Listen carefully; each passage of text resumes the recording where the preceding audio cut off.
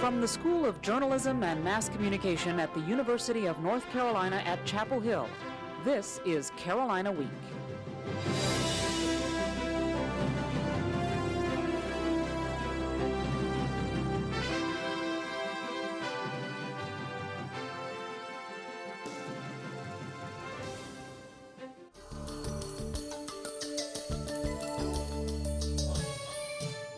A recent Defense Department study shows 1 out of every 8 soldiers returning from Iraq has symptoms of post-traumatic stress disorder, and less than half seek help.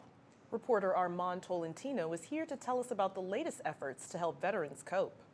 Mental health experts at the Veterans Affairs Medical Center in Durham are working with community-based vet centers across the state to reach out to returning soldiers. We were right beside an Apache unit. 23-year-old Jason Lindsay is a veteran of the war in Iraq, where he spent 5 months avoiding snipers, explosives, and enemy fire.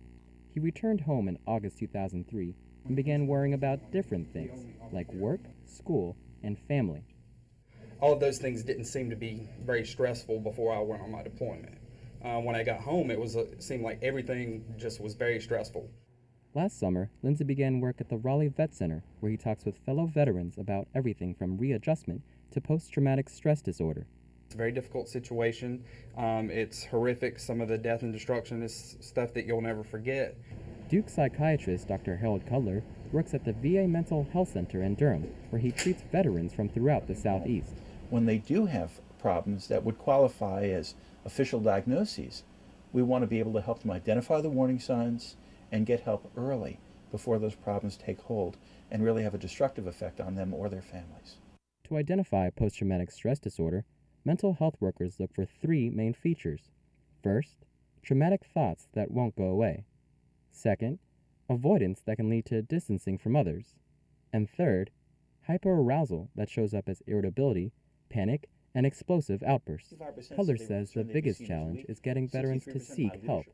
The minute you say, I might be having a problem here, already the impulse is, but I shouldn't talk about it. And that's where the vet centers come in.